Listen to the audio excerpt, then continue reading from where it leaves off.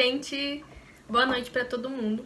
Meu nome é Mônica Barros e eu sou uma das líderes do capítulo de Uberlândia do Ladies That UX. Assim como eu, a Isa também tá aqui, outra líder, e a Lígia. A Lígia ela é responsável pelo grupo Trabalhando com Marias, um grupo de discussão e pesquisa sobre mulheres e carreiras. E hoje ela tá aqui para falar um pouco sobre o que é ser uma mulher líder, mesmo nesses tempos de Covid-19.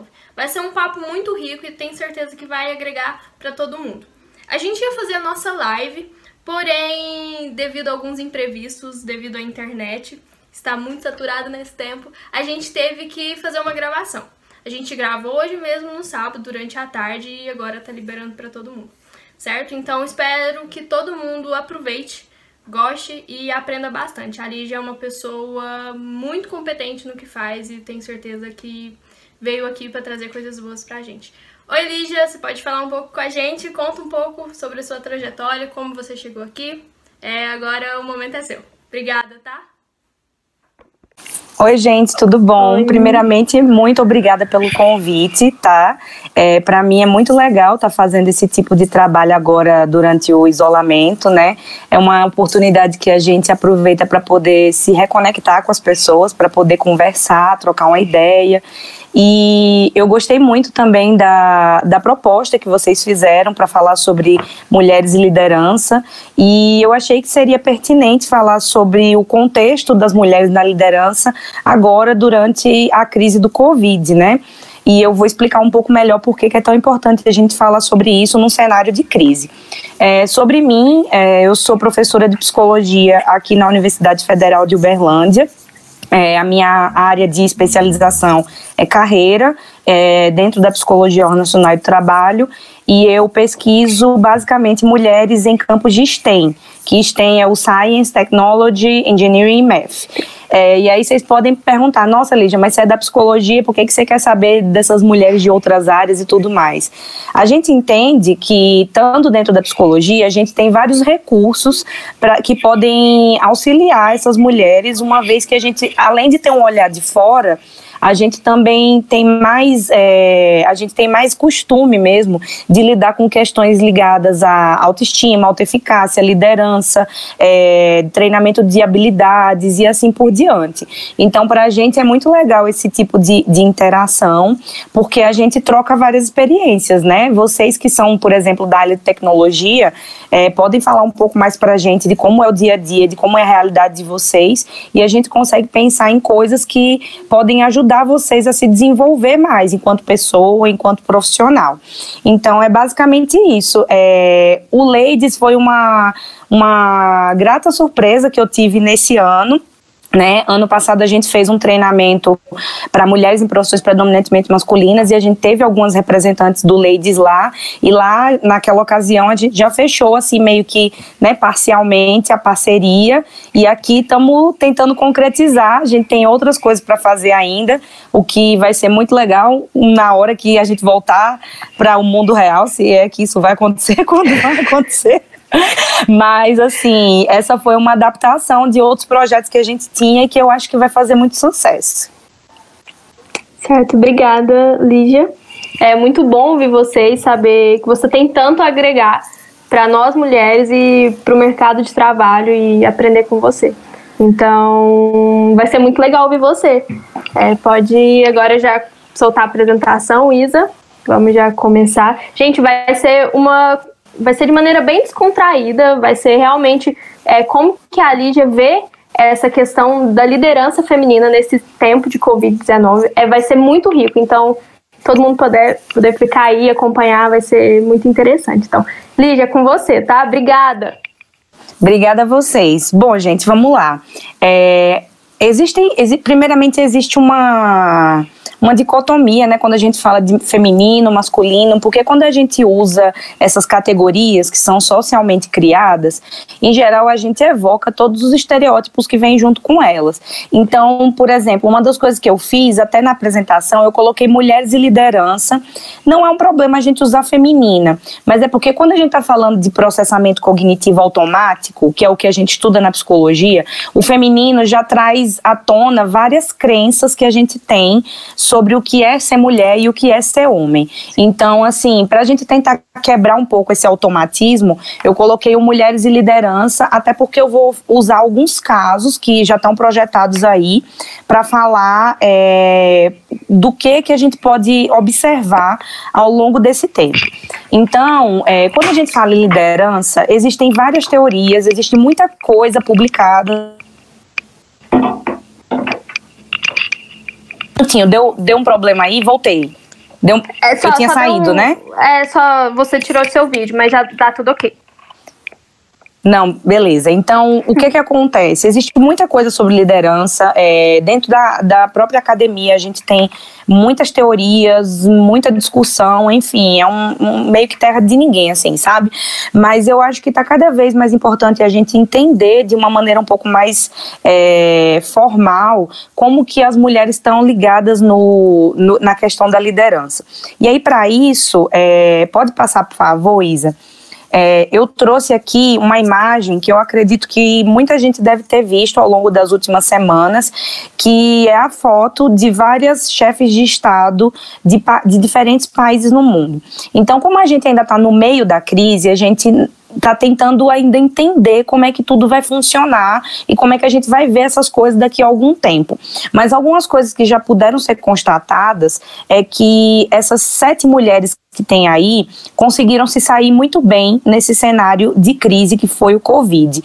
Então, por exemplo, a Jacinda Ardern, que é da Nova Zelândia, já está encerrando o isolamento, as coisas lá já estão voltando ao normal, e acho que o número de mortes lá na Nova Zelândia não passou nem de 10, se eu não me engano.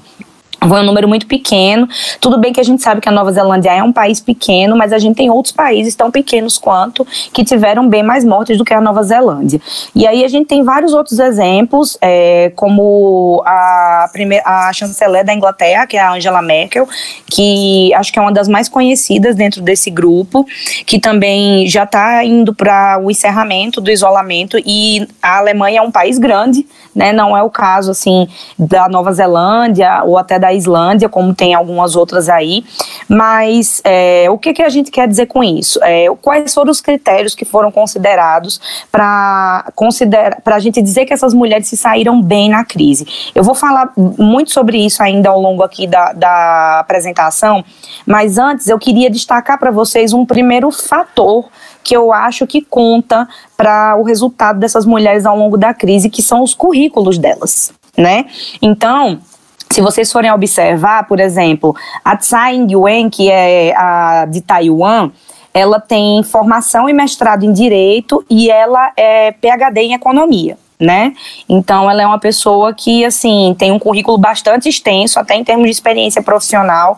Ela já participou de vários ministérios antes de ser eleita a chefe de Estado e tudo mais. Então, assim, é uma pessoa aí de estrada, né? A Angela Merkel, pouca gente sabe, mas a Angela Merkel é uma cientista, assim, com todas as propriedades da palavra. A Angela Merkel, ela é física e ela tem PhD em química quântica. A Jacinda Ardern, ela é formada em comunicação social e ela trabalhou muito tempo com pesquisa de mercado, né, durante governos anteriores que tiveram na Nova Zelândia. A Katrin, eu não sei falar direito o nome dela, gente, porque eu não falo islandês, mas enfim, Jakobsdóttir, eu não sei dizer exatamente como é que fala, mas a primeira-ministra da Islândia, ela é formada em letras e ela tem mestrado em artes. A Mette Frederiksen, que é a da Dinamarca, ela é formada em administração, em ciências sociais e tem mestrado em estudos africanos. A Erna Solberg, que é da Noruega, ela é formada em Sociologia, em Ciência Política, em Estatística e Economia, ou seja, ela tem 4 formações.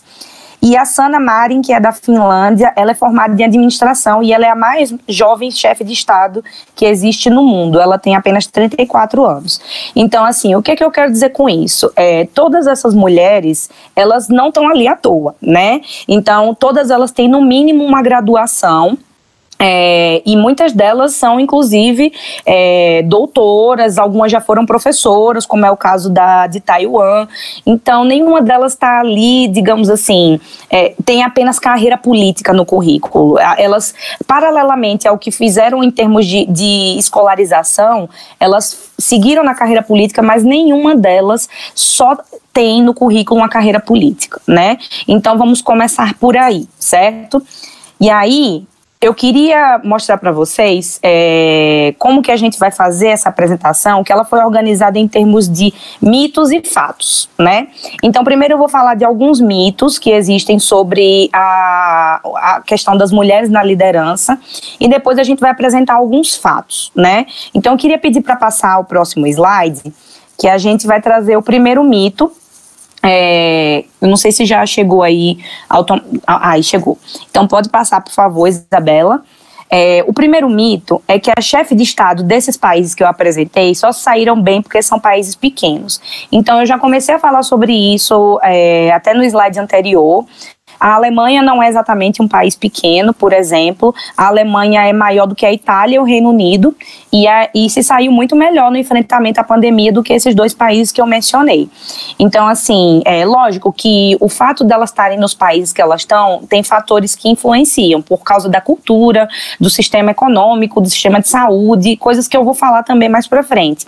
Mas essa coisa de você dizer que só saiu bem porque é país pequeno, ela não procede, porque tiveram outros países pequenos que foram muito mal também, né? Então, o que acontece? O que faz diferença para essas mulheres quando você está falando assim da característica do país? Alguns desses países, eles têm sistemas de assistência e saúde muito desenvolvidos, né? Uma economia forte, como é o caso da Alemanha, por exemplo, e um alto nível educacional, como é o caso da maior parte desses países. Eles têm um tipo de sistema que necessariamente vai levar a um melhor gerenciamento de crises e também uma coisa que não dá pra gente deixar de comentar, que a cultura desses países, ela já é fundada na igualdade de gênero, de certa forma. Em alguns mais, outros menos, por exemplo, a Islândia, no ranking que é feito pela ONU todo ano, ela é o país com maior igualdade de gênero do mundo. E, em geral, os outros países que eu apresentei, a Dinamarca, a Finlândia, eles vêm logo em seguida, assim, ficam em terceiro, quarto, quinto lugar. Então, o fato de ter uma mulher como chefe de Estado não é uma coincidência, né? São países que culturalmente valorizam a igualdade de gênero. E nada mais representativo do que você valorizar, né? Nada que represente melhor a igualdade de gênero do que você ter uma mulher à frente do país, né? Então, vejam que é uma questão de mindset, né? É uma questão conjuntural que faz com que esses lugares valorizem você ter mulheres em posições de poder. E isso vai ter implicações em várias outras esferas da vida das pessoas, como eu vou falar mais pra frente, tá? E aí eu queria pedir pra Isabela passar já pro mito 2, que é quando a gente vai começar a falar de liderança de maneira propriamente dita, que é de que algumas pessoas nascem líderes, entre esses alguns são mulheres. Então, nas humanidades, nas ciências sociais, a gente já aceitou há muito tempo de que ninguém nasce líder, tá? Então, liderança não é uma coisa inata. Liderança é uma coisa aprendida que você pode ter mais ou menos oportunidade de desenvolver ao longo da sua vida, tá? Então, liderança, ela também é influenciada por vários aspectos que estão fora do controle do líder. Por exemplo, qual é o perfil dos liderados, qual é o perfil da tarefa, né? Se é uma tarefa complexa, não é? Se é um cenário favorável, desfavorável, qual é a experiência que esse líder tem. Então, o que a gente sabe nas ciências humanas é que o fenômeno liderança, ele é totalmente multicausal e ele varia o tempo inteiro, né? Ele não é estável. Então não tem como você dizer que existe um estilo de liderança que vai sempre ser melhor ou que vai sempre funcionar, né? E o que a gente percebe muitas vezes é que as mulheres conseguem captar essa capacidade de se adaptar de um jeito mais rápido, né? E muitas vezes por causa daquilo que elas foram submetidas ao longo de toda a criação e a socialização, né? Então isso se reflete quando elas assumem postos de liderança, né? Então a liderança, ela é uma coisa que é desenvolvida continuamente ao longo da vida toda de uma pessoa e depende de vários fatores, tá? Então o que é que a gente pode concluir a partir disso? Que a escassez de mulheres em papéis de liderança, ela vai refletir algo global, né? Então, esses países que eu mostrei aqui, eles são exceções ainda à regra. Existem outros países também com mulheres à frente, mas eu acho que é legal colocar esses, porque são países conhecidos, países considerados desenvolvidos e tudo mais, né? Então, quando a gente fala de problemas de escassez de mulheres da liderança, a gente não tem esse problema só a nível de chefes de Estado. Por exemplo, quando a gente vai ver quem é que está à frente dos órgãos de saúde, dos órgãos de educação dentro, né, da ONU. A ONU não é um bom exemplo porque a ONU briga muito pela igualdade de gênero. Então, elas sempre estão tentando colocar mulheres nesses postos. Mas quando você vai ver uma autoridade falar sobre algo, geralmente quem é essa autoridade? Seja no campo da saúde, da economia nem se fala. Para você ver uma mulher falando de economia, dando uma opinião, assim como uma expert, é muito raro, né? E o que é interessante é que é o seguinte, ao passo que a gente é minoria nas posições de poder, quando a gente vai olhar quem são os trabalhadores da saúde, quem é que são as enfermeiras, as técnicas de enfermagem, as cuidadoras, nós somos mais de 70%. Então, a conclusão que a gente chega é, eles decidem e elas executam. Mas se eu não tenho uma visão da realidade que é compatível com, digamos assim, eu, enquanto uma pessoa do sexo masculino, não tenho conhecimento, um aprofundamento sobre aquela realidade que aquela pessoa que está na linha de frente está passando, como é que eu vou tomar decisões que incluam o bem-estar dessas pessoas, né? Então, muitas vezes, quem toma as decisões não tem conhecimento aprofundado dessa realidade. Então, você tem uma maioria de um sexo, que é o sexo masculino, tomando as decisões, e uma maioria do sexo feminino executando essas decisões que muitas vezes não foram tomadas pensando nelas, né? Então, esse é um dos motivos pelos quais a gente também precisa ter mais mulheres em posições de liderança. Porque, a depender da área, principalmente, quem vai executar isso lá na ponta são mulheres. Então, como que elas não foram levadas em consideração? Como que a realidade dessas pessoas não foi levada em consideração, né? Então, o que a gente tem? A gente tem 70% de mulheres na força de trabalho em saúde, ou seja, os estudos indicam que a Covid, ela é mais, digamos, fatal entre os homens, né? Por várias questões que envolvem desde cuidados com a saúde, com condições físicas dos homens, etc. Porém, se a gente for pensar, por exemplo, na população que trabalha e que é atingida, uma vez que a maior parte dos funcionários, das pessoas que trabalham na saúde são mulheres, muita mulher vai morrer. Certo?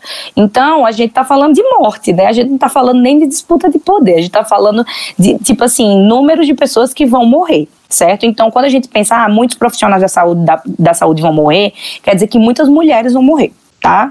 Isso é um fato. E aí eu queria pedir para a Isabela passar agora já para o mito 3, que diz o seguinte: o estilo de liderança feminina é sempre melhor.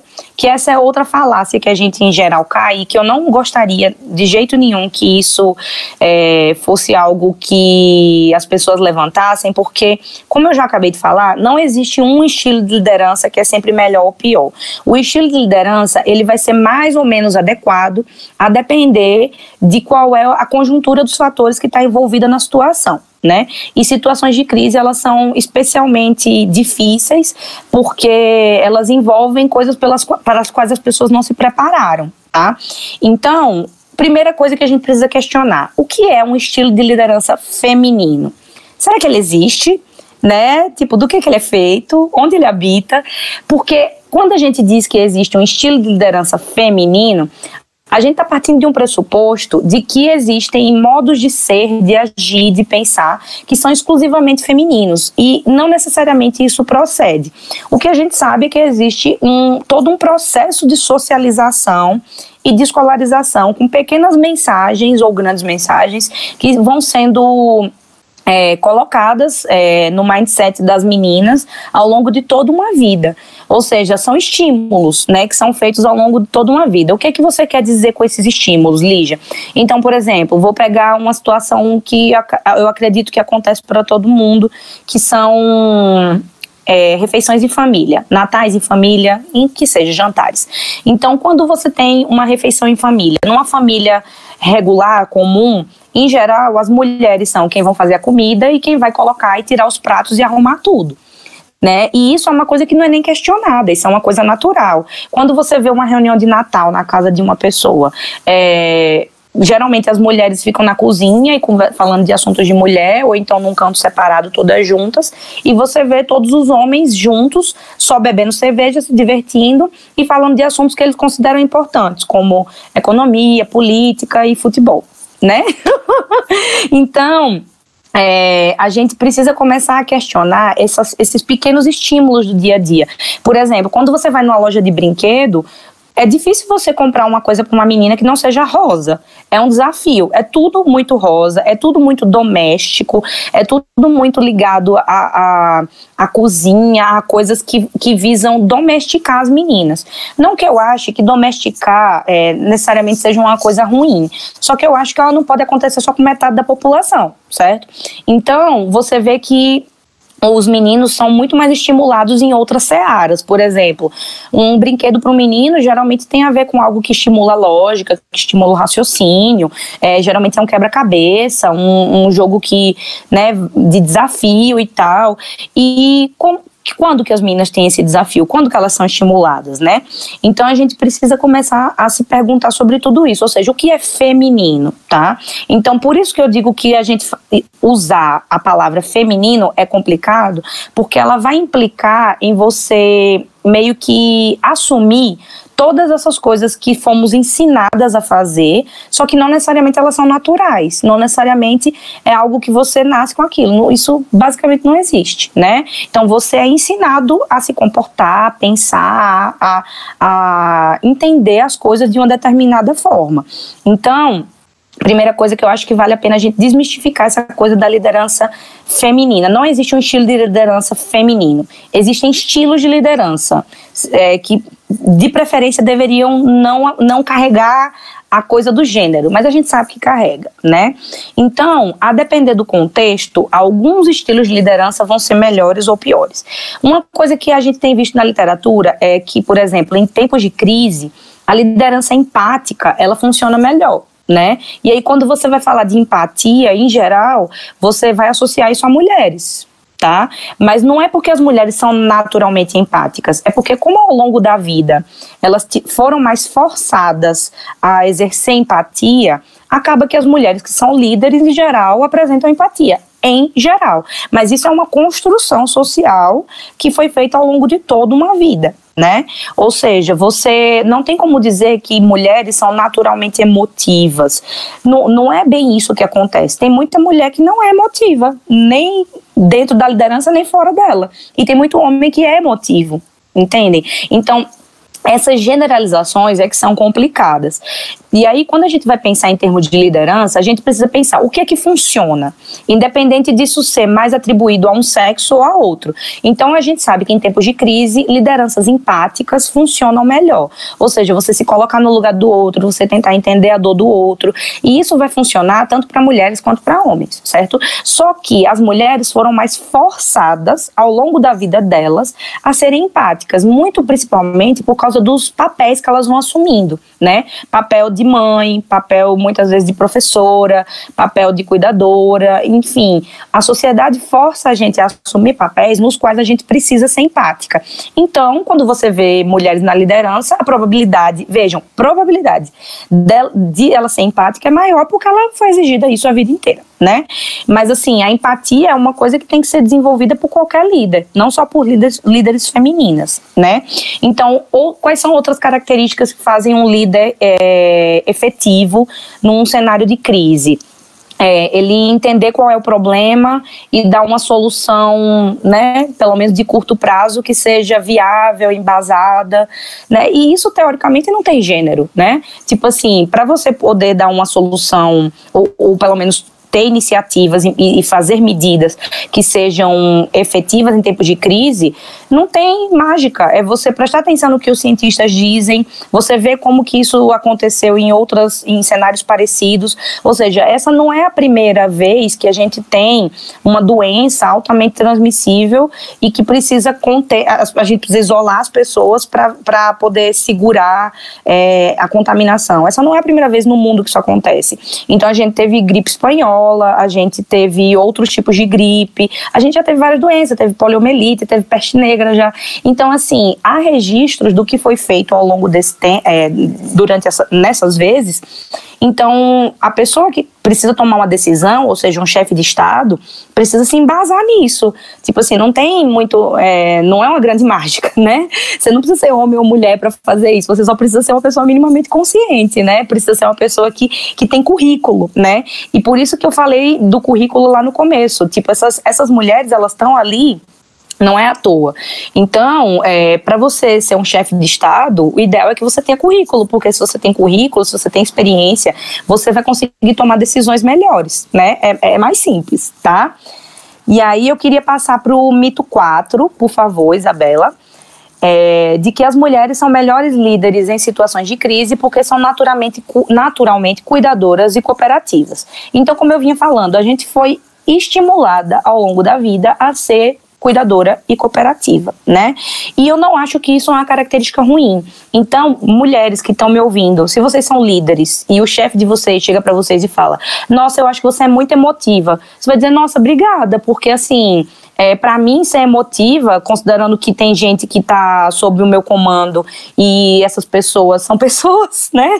Ser emotiva quer dizer que eu sou uma pessoa que tem empatia, uma pessoa que se importa, e eu acho que isso é importante num líder. Então, é a gente desmistificar essa ideia de que características que são atribuídas à mulher são características ruins. Então, tipo assim, você ser sensível quando você está num cargo de liderança é altamente efetivo. Quer dizer que seus subordinados ou as pessoas que te seguem vão entender que você se importa. E para fins de liderança, você ser alguém que demonstra se importar é algo que faz a diferença. As pessoas vão te ouvir nesse sentido. As pessoas vão achar que você sabe o que você está fazendo. Então, assim, a gente precisa rever toda essa questão de, porque mulher, ela decide com base em coisas que não são racionais. O que é racional? O que é irracional? Porque a gente tem visto vários exemplos de coisas que são consideradas irracionais, mas que são, tipo, digamos assim, colocadas como algo passível de ser feito, né? Por exemplo, você ignorar a ciência. Do meu ponto de vista, você ignorar a ciência em tempos de uma pandemia é irracional. Porém, as pessoas, muitas vezes porque são líderes homens que estão tomando essa decisão de ignorar a ciência, as pessoas, se ele está ignorando, beleza. Ele deve ter algum fundamento para isso, ele deve ter alguma razão para isso. E, na verdade, não, né? Então, a gente precisa desfazer essa ideia de líder que a gente tem. Porque a ideia de líder ocidental, e muitas vezes, né, oriental também, que existe, aliás, bastante oriental, que existe, é de que o líder, ele precisa ser alguém duro, alguém que impõe autoridade, alguém que é incisivo, que é, de certa forma, até agressivo, que é extremamente seguro. E vários dos motivos pelos quais as líderes que eu mostrei para vocês no começo tiveram bons resultados na pandemia é porque elas, por exemplo, foram sinceras. Chegaram e falaram: olha, gente, é um caso grave, essa pandemia vai ser grave, vai ser difícil, vai ficar todo mundo trancado dentro de casa e a gente precisa se preparar para isso. Ou seja, você ser sincero, né? Você ser sincero não quer dizer você ser duro necessariamente. Você precisa tratar as pessoas como adultos, né? Que é o que as pessoas são. Você reconhecer erros também é importante. Você chegar e falar: olha, a gente tomou a medida X, mas agora a gente está vendo que isso não funciona mais. Ou seja, tem embasamento para você mudar de ideia, se for o caso. E agora a gente vai fazer de tal jeito. Qual é o problema? Né? Não existe necessariamente problema. Não é porque uma pessoa é um líder que ela não vai errar, muito pelo contrário. Quem pode mais, pode menos em geral, né? Ou seja, quem geralmente tem mais poder, essa pessoa vai se arriscar mais e a chance de errar é maior, certo? Então, outra coisa que a gente acha que é uma coisa feminina, você falar, por exemplo, que se eu não me engano foi a Angela Merkel que fez, e acho que a Jacinda Ardern também. Você falar com as crianças. Gente, imaginem, tipo assim, tá todo mundo trancado dentro de casa, crianças que estão acostumadas a ir para a escola todo dia, que ficam lá a maior parte do tempo, né? Então, assim, você não tem como ignorar uma grande parcela da população, que são as crianças, né? E que são as pessoas que vão assumir o mundo daqui a algum tempo, considerando que a gente ainda vai ter um mundo, né? Então, assim, isso é uma coisa que só uma líder, mulher em geral, vai se preocupar, embora não devesse ser assim. Esse é o meu ponto. Então, você se preocupar com criança não deveria ser só uma preocupação das líderes mulheres, porque não é só no país da líder mulher que tem criança. Né? Todo lugar tem criança. Então as pessoas precisam se preocupar com isso. Você chegar e realmente dar algum tipo de perspectiva para as pessoas, né? Então, em suma, o que eu quero dizer em vez das pessoas dizerem que as características que são, em geral, mais atribuídas a líderes mulheres são ruins, por que a gente não ressignifica a liderança, o conceito de liderança que a gente tem, para que esse conceito contemple mais as características que, em geral, são atribuídas às mulheres, né? Porque essa ideia de liderança agressiva, extremamente assertiva, impositiva e autocrática, ela não tem funcionado, né? O que a gente vê é que nos países em que os líderes assumem essa postura, os resultados são catastróficos, né? Muita gente morrendo, muita gente doente, taxas de contágio altíssimas. Então, assim, você pode até dizer, Lígia, é porque você está apegada à ideologia. Não, eu estou apegada a resultado. É uma questão de número, né? Então, se a gente for considerar quantas pessoas morreram em determinados países, a gente vai ver o que esse líder fez, né? Então, as mulheres, elas em geral, são forçadas a atender padrões muito mais elevados para ser líderes. Tem essas coisas também. Então, um exemplo disso foi o currículo de cada uma que eu mostrei para vocês lá no começo. Outra coisa é que, tipo assim, imaginem, gente, para uma mulher chegar a uma posição de liderança, ela foi testada muitas vezes. Ela não tem digamos assim, ela não assumiu um cargo legislativo por 8 anos e não mostrou nenhum projeto e ela foi, digamos, premiada com isso, com um cargo maior. Isso jamais vai acontecer com uma mulher, jamais. Ela vai ter que assumir 350 milhões de cargos para provar que ela é boa, que ela é competente, até ela ser cotada para poder, né, chegar a um patamar mais alto. Então, o que a gente vê é que as mulheres, elas precisam atender padrões mais elevados para serem líderes. E eu não acho que isso deveria acontecer só com as mulheres, não. Eu acho que tinha que acontecer com os homens também. Porque cargos de liderança são cargos muito importantes, eles podem causar muito estrago. Então, uma mulher, ela ainda precisa ser 2 vezes melhor que um homem para ser levada a sério num cargo de liderança. E aí isso é um problema, realmente a gente coloca muito mais cobrança em cima das mulheres e isso pode gerar um resultado melhor, como é o caso das mulheres que eu mostrei, mas não necessariamente, porque quantas não ficam para trás aí nessa conta, né? Quantas mulheres não desistem porque qual ser humano que dá conta de uma cobrança dessa? Entendem? Então, a que custo, né? A que custo emocional, a que custo de saúde, as mulheres que assumem liderança se mantêm lá, né? Porque você ser cobrada 2 vezes para você ter a mesma credibilidade não é uma coisa natural, não é uma coisa que deveria acontecer, né? Eu acho que um líder, ele tem que ser cobrado sim, por causa da responsabilidade que envolve a função dele. Só que o que a gente vê é que as réguas são diferentes, né? Ou seja, quando você tem líderes homens com determinados valores, a régua para ele é desse tamanho. Quando você tem uma líder mulher com outros valores, a régua para ela é desse tamanho. Então, o problema é a régua, né? Será que a gente coloca os mesmos critérios de exigência para os líderes dos 2 sexos? Será que é o caso, né? Então, o que a gente enxerga é que as mulheres que estão em cargos de liderança, principalmente as chefes de Estado, raramente podem falhar como os homens podem. Então, a tolerância ao erro que existe para as mulheres é muito menor. E isso é uma coisa que a gente deveria levar em consideração para entender, inclusive, por que tem tão poucas mulheres na liderança em todos os lugares do mundo, em todas as áreas, e principalmente em áreas como política, tecnologia, engenharia, exatas. Então, assim, qual é o ser humano que vai olhar para a carreira dele e pensar, não, você vai ter que se esforçar 2 vezes mais, você vai ser 2 vezes mais cobrada, a sua natureza não, digamos assim, as coisas que você foi ensinada a fazer vão ser vistas como defeitos, E o mero fato de você existir, você fazendo as coisas certas ou não, vai ser sempre questionado. Então, qual é a pessoa que, em sã consciência, vai olhar tudo isso e vai dizer, mesmo assim, eu quero? Pouquíssima gente, obviamente.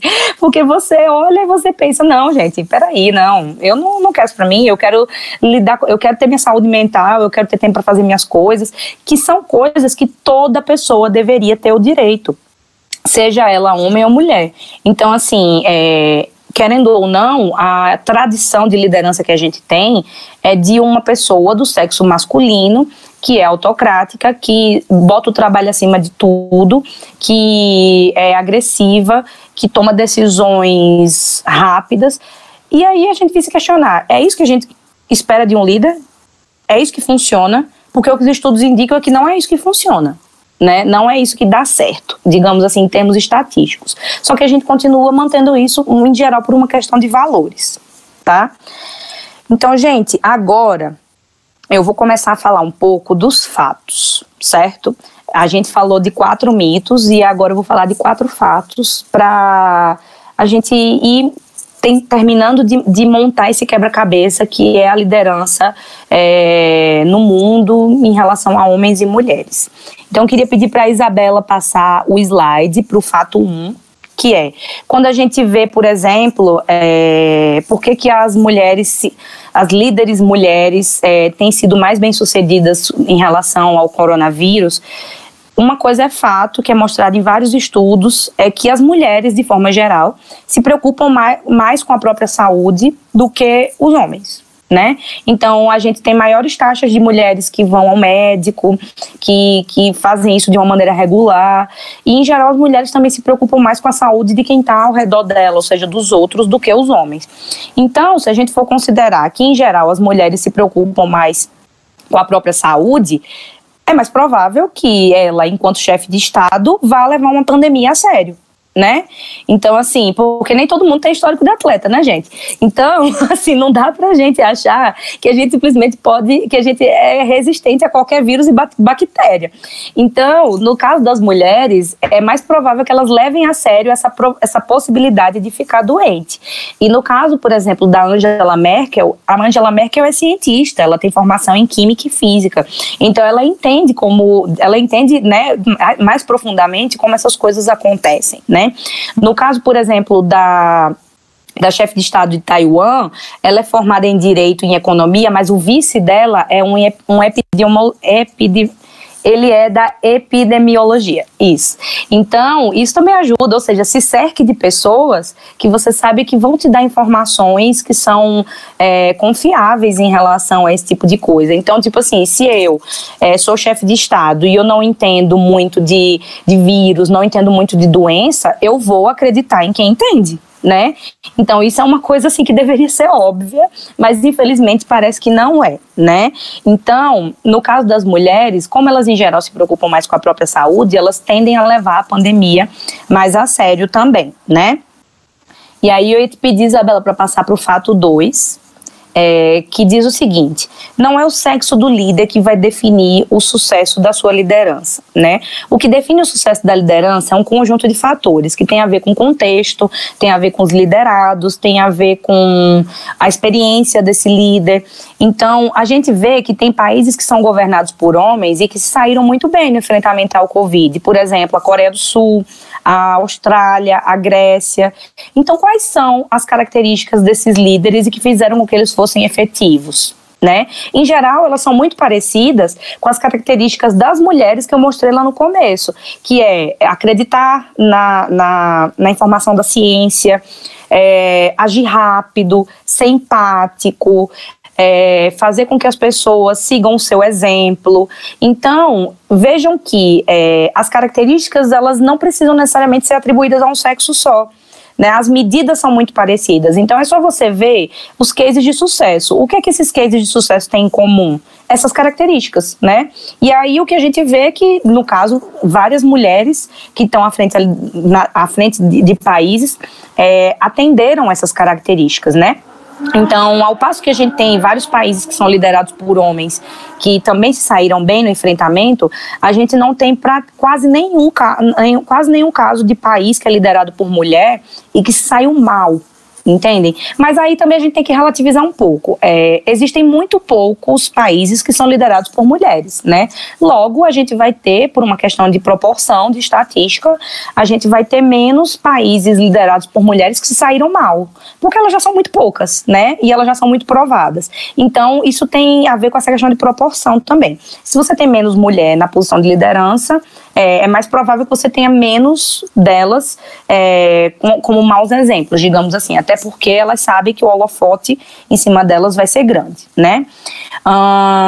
E aí, o que a gente vê é que, independente do sexo do líder, resolver emergências de saúde, como a Covid-19, vai exigir tudo que as melhores mentes do mundo têm a oferecer. E o problema é que as melhores mentes do mundo nem sempre têm a oportunidade de sê-lo, né? Ou seja, será que a gente está ouvindo as melhores mentes do mundo? Por exemplo, os pesquisadores, o quanto que a gente está ouvindo eles, os cientistas, os profissionais de saúde, o quanto que a gente está ouvindo eles, né? Então, quando a gente pensa em melhores mentes do mundo, a gente precisa pensar em equipes diversas, né? Porque a pandemia é uma coisa que atinge todo mundo, certo? Então, quando você tem mais diversidade, ou seja, você tem mais representantes de todo tipo de gente para tomar decisão, a probabilidade de você chegar em uma solução que atinge a maior parte de pessoas é maior, né? Então, a gente precisa de todo mundo que for bom para poder criar uma vacina, pensar em estratégias de contenção, e isso vai envolver você ouvir tanto homens quanto mulheres, né? Eu queria pedir para a Isabela passar aí para o fato 3, que diz o seguinte: liderança não significa apenas você ser presidente ou primeiro-ministro, ou seja, não significa só você ser chefe de Estado, né? Então, a gente também vai ter as lideranças em relação aos subórgãos, por exemplo, chefe ministro da Saúde, ministro da Educação, ou então secretário-geral, essas coisas. E mesmo, por exemplo, no caso do Brasil, mesmo nessas funções que estão abaixo, a gente praticamente não tem mulher, né? Sendo que a maior parte dos profissionais de saúde são mulheres. Então, se a gente coloca as mulheres nesse tipo de posição também, que é o que a gente chama de liderança intermediária, a gente garante também que as mulheres vão ser incluídas nas políticas de recuperação econômica. Porque uma coisa que a gente tem visto durante essa pandemia é que muita gente fala de economia, mas o que a gente vê é que, será que as medidas de recuperação econômica vão incluir a realidade das mulheres, né? Uma coisa que a gente viu ao longo dessa pandemia, por exemplo, isso não necessariamente tem a ver com economia, tem a ver com política pública e social, mas é que ninguém se preparou para o fato de que deixar as pessoas em isolamento domiciliar aumentou a violência doméstica, né? Ou seja, você está basicamente colocando a pessoa para morrer, muitas vezes porque você está trancando ela dentro de casa. E aí a gente fica se perguntando, poxa, será que se a maioria dos chefes de Estado fossem mulheres, ninguém ia lembrar disso? Será que se ia passar tão batido como passou? Sabe? Porque tinha que ter havido uma política de preparação para pensar nesses casos, tipo assim, cara, como é que eu vou fazer uma mulher que está sofrendo violência doméstica ficar trancada em casa com um cônjuge que pode matar ela? Ou seja, eu estou aumentando mortalidade, né? Então, é desse tipo de coisa que a gente fala de aumentar o número de mulher em posições de poder, porque aí esses aspectos precisam ser levados em consideração, né? Então, quando a gente fala do fechamento de escolas, por exemplo, em países que têm problemas já de incluir as mulheres na educação, é muito provável que depois do lockdown, do isolamento, muitas meninas não voltem para a escola, né? Por vários motivos. E aí, alguém pensou nisso? Como é que vai fazer? Né? Então, outra coisa que a gente tem percebido muito é que as mulheres, saiu um artigo semana passada sobre isso, que diz que as mulheres que são pesquisadoras estão submetendo cerca de 50% a menos de artigos para as revistas durante o tempo do isolamento. Aí você pensa, gente, mas como? Tá todo mundo em casa? Como é que as mulheres não estão submetendo artigos para as revistas? Menos do que era quando não estava na época do isolamento. Aí você fica, mas como assim? É muito simples. E quando você bota todo mundo dentro de casa e você não tem como fazer recurso das estratégias que você tinha antes, por exemplo, mandar seus filhos para a escola, contratar alguém para te ajudar, né? Você tá sozinha, então quer dizer que durante o isolamento, as mulheres muito provavelmente dobraram a carga de serviço doméstico que elas já tinham, né? E ainda tem que cuidar dos filhos, as que têm filhos, e cuidar da casa sozinhas. E aí, uma coisa muito triste que foi constatada nesse artigo também, é que os homens estão enviando 50% a mais de pesquisas para serem publicadas, porque eles estão em casa, né? Então, assim, e eles estão em casa livres, muito provavelmente. Então, o que a gente vê durante esse isolamento é que as mulheres que já tinham uma carga alta de serviço doméstico, provavelmente estão full time nisso, não estão conseguindo trabalhar e ninguém pensou nisso, né? Tipo assim, passou batido. Como que isso passou batido, né? É uma coisa que ninguém, enfim, é isso, sabe? E aí a gente vê muitas vezes na televisão, tem alguma mulher dando alguma entrevista, que nem eu tô fazendo aqui, aparece uma criança e você vê que a mulher fica desesperada, tipo assim, tentando esconder a criança, tipo, ai meu Deus, todo mundo vai achar que minha casa tá de cabeça pra... pernas pro ar, de cabeça para baixo.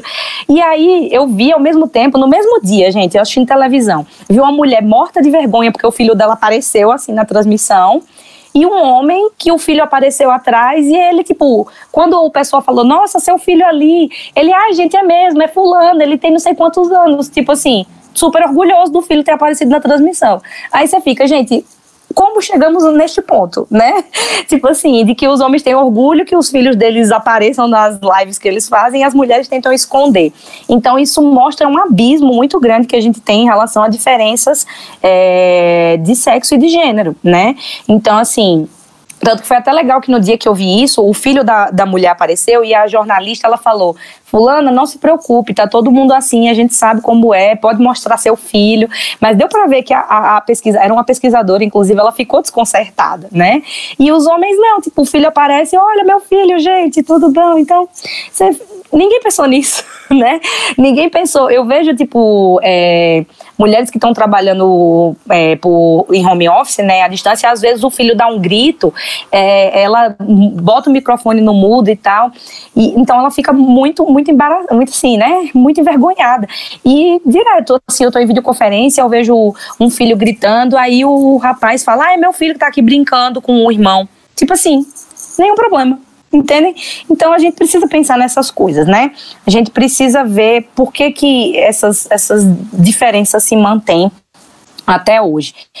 E aí eu queria já ir para o fato 4, já me encaminhando aqui para o final da nossa conversa, que diz o seguinte: os países ricos, educados e organizados, eles vão criar mais oportunidades e promover mais oportunidades para que as mulheres cheguem ao topo, que é o que eu comecei a falar lá no começo, que esses países dessas chefes de Estado que eu mostrei lá no primeiro slide, eles têm uma outra realidade, a gente não tem como negar isso, né?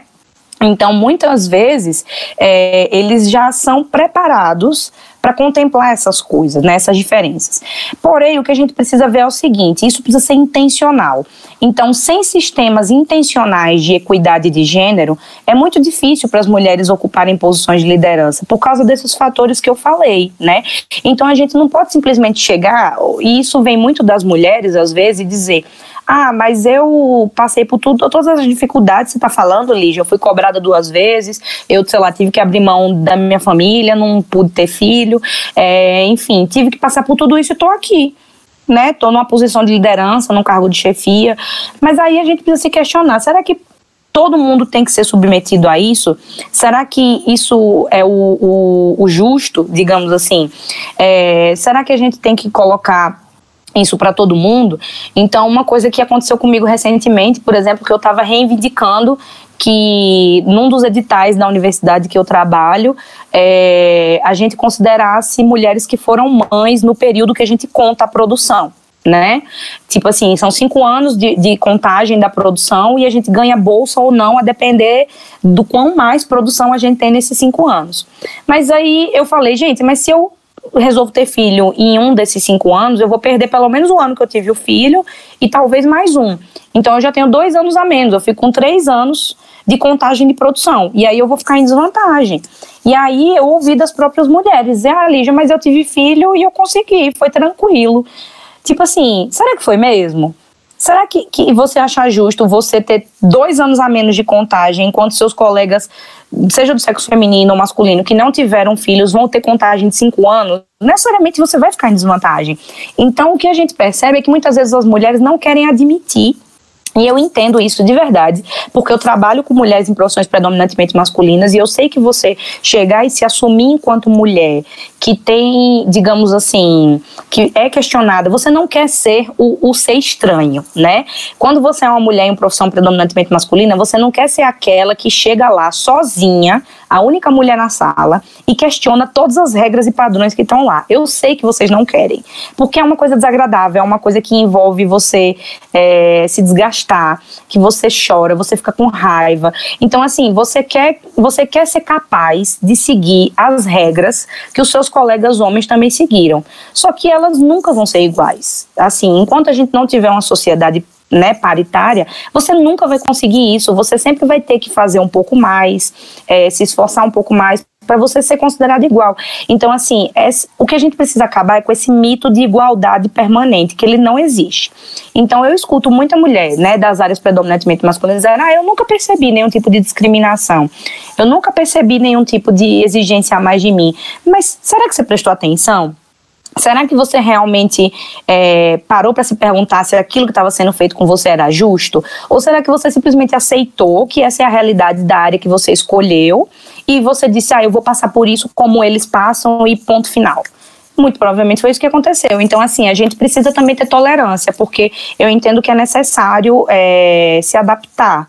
Mas a que custo é essa adaptação, né? Então a gente precisa rever as estruturas, tanto das profissões quanto, né, do poder público, para ver se elas são favoráveis às mulheres ou não, né? Então, a gente não está querendo benefício, né? A gente só está querendo que haja uma paridade. Porque, vamos combinar, se eu sou mãe, por exemplo, só quem amamenta sou eu, certo? Eu vou ficar 9 meses grávida, isso vai ter várias implicações hormonais que vão me limitar. Então, isso precisa ser levado em consideração, né? Tipo, enfim, a gente precisa dizer que isso precisa ser intencional, né? A gente não pode simplesmente achar que naturalmente essas coisas vão acontecer. Então, isso precisa fazer parte de uma rede maior de sistemas que vão fornecer respostas que sejam mais paritárias. Porque senão a gente vai continuar desse jeito. Tipo assim, a gente vai ter situações de crise no quais as mulheres vão ser prejudicadas e ninguém vai pensar nisso. Por quê, né? A gente vai pensar nisso. Porque não está na nossa pele. Empatia é uma coisa atribuída para a mulher. E você não tem muitas mulheres em cargos de poder. Então, ninguém vai ter empatia, basicamente, né? Então, era isso que eu queria falar para vocês, que existe todo um sistema que precisa ser repensado, que precisa ser mais alterado.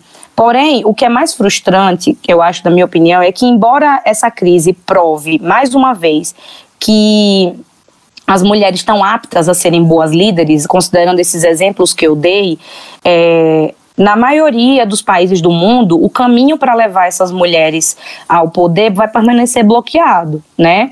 Por causa de todos esses fatores que eu comentei aqui. Então, a gente precisa parar para pensar como que esse mundo vai ser quando a gente tentar voltar ao normal. Então eu entendo, né, enquanto alguém das humanas, né, da psicologia e tudo mais, que essas situações, elas precisam ser amadurecidas, uma situação de crise, ela precisa ser amadurecida para que a gente entenda que quando as coisas voltarem, elas não vão voltar ao que eram antes, né? Elas precisam ser revistas. Então, uma das coisas que vai precisar ser revista é essa questão de gênero, né?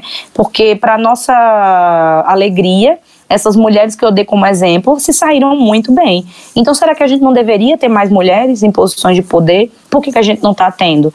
E o que a gente precisa mudar nos sistemas sociais, políticos, econômicos para aumentar a igualdade de gênero? Como que isso vai favorecer a gente, né, em termos de readaptação? Certo? Então, gente, basicamente era isso que eu tinha para falar para vocês. Espero não ter passado muito do tempo. Eu me programei para umas meia hora, 40 minutos, acho que eu falei até mais. Mas é isso, então eu fico aberta para as perguntas que vocês quiserem fazer, para a gente bater um papo. Lígia, obrigada, gente, que aula! Que aula. Lindo, lindo. Muito relevante. Isa, pode falar, eu sei que você ficou encantada. Nossa. Essa questão de liderança que a gente sempre fala, realmente foi uma aula, né, Isa? A gente fica emocionada até com o fato de que, assim, a gente vê que tem pessoas que estão lutando pelas nossas causas, sabe? Que é possível a gente galgar um caminho para conseguir chegar lá e que, apesar das limitações, né, essas limitações estão sendo cada vez mais enxugadas justamente pelo fato de que a gente está abrindo a nossa voz para poder pegar esses direitos de volta, né? Conquistar esses direitos pra gente. Então a gente fica muito, muito, muito feliz de poder estar recebendo você, de poder estar tendo a oportunidade de mostrar isso, né, pra todo mundo. Nossa, a gente fica muito grata por receber você aqui. E aí a gente tem algumas perguntinhas que as meninas, né, pessoas mandaram pra gente, que a gente pediu antes. Olha, vocês têm alguma dúvida em relação à liderança feminina e tal? Então, a Mona vai passar para você. Isso. Agora eu vou ler. Foram muitas perguntas, então a gente selecionou umas que a gente viu que consegue abranger a maioria das coisas. Então, tem uma em especial aqui, que ela é da Gabriela Silva, e mandou no nosso Instagram e falou assim: eu sou uma pessoa que está entrando ainda no mercado de trabalho, sou bem recente. Quais são os passos que eu tenho que tomar para aspirar cargos de liderança lá na frente? O que você acha? Bom, primeiro, você querer a liderança já é metade do caminho, né? Porque o que a gente vê é que, de fato, há esse receio em relação às posições de liderança. Muitas vezes as mulheres não se sentem dignas. É uma coisa que a gente, inclusive, chama de síndrome de impostora, né? Que é aquela sensação de que o tempo inteiro você não é boa o suficiente, de que você não sabe tudo que deveria e que você, chegando lá, todo mundo vai descobrir que você é uma farsa, digamos assim. Então, isso não é uma coisa necessariamente consciente, né? Que acontece muitas vezes, é algo que você carrega com você, mas que você não admite, assim, desse jeito que eu falei, em claro e bom som. Sim. Mas que isso vai minando todas as coisas que você faz. Então, primeiro, é querer. Segundo, é tomar cuidado com a síndrome de impostora. E outro cuidado que você tem que tomar é a síndrome da abelha rainha. O que é a síndrome da abelha rainha? É que, muito provavelmente, e eu espero que não, de fato, mas eu espero que, muito provavelmente, quando você chegar lá, nessa posição de liderança, ainda não vão ter muitas mulheres, né? Porque isso é um processo lento. A gente esperava que fosse mais rápido, mas é um processo lento. Então, existe um fenômeno que a gente já mapeou aqui na psicologia, que é essa síndrome da abelha rainha, que é o seguinte: eu, enquanto mulher em um ambiente predominantemente masculino e viro líder, eu acho que eu fiz isso, que eu consegui isso porque eu sou especial. Tipo assim, porque tá vendo, olha ao redor, não tem mais ninguém além de mim, e aí eu vou ser competitiva em excesso com as outras mulheres, porque eu vou querer que esse posto de única mulher no poder seja só meu. Eu vou ser competitiva em excesso, eu vou cobrar mais das outras mulheres e eu vou, né, falar aquela máxima muito comum que é: eu não gosto de trabalhar com mulher, eu só gosto de trabalhar com homem. Então você acha que você não é o que você é, na verdade, né? Então isso é o que a gente chama de síndrome da abelha rainha, que é quando a mulher que chega no topo, numa profissão predominantemente masculina, ela acha que ela é especial e por isso ela vai cobrar mais as outras mulheres, ela vai competir mais com as outras mulheres e ela também, de certa forma, vai exigir mais das outras mulheres, né? Então, é tomar cuidado com essas três coisas, basicamente. Porque as outras coisas, assim, vai depender muito de contexto, vai depender dos lugares, do tempo e espaço que você tá, mas querer e tomar cuidado com essas duas coisas já tá de bom tamanho. Muito bom. Agora, já passando para outra e já puxo o gancho, essa é a pergunta da Daniela Souza. E ela mandou assim: qual que é a sua opinião com relação a desafios? Você acha que é importante gostar deles para querer cargos de liderança? O que você acha, Lívia? De desafios, não é? Isso, desafios. Ah, tá. Desafios, tá. De fato, assim, para você ir para um cargo de liderança, você não pode ser uma pessoa que tem rejeição a desafio. Mas não só a liderança é um desafio. Eu acho que quando você é uma mulher em profissão predominantemente masculina, só o fato de você assumir isso e ir, de fato, procurar formação e trabalho nesse campo, o desafio ele começou lá atrás, entende?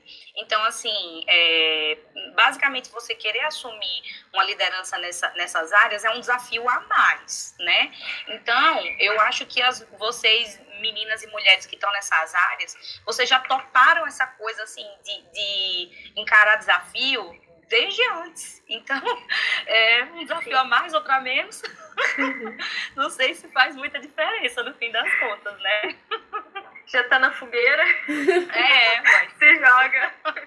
É tipo isso. E agora, por último, para não estender demais, a Bruna Cardoso, ela mandou assim: quais livros você indica sobre liderança? Pra gente estar lendo, se aperfeiçoar?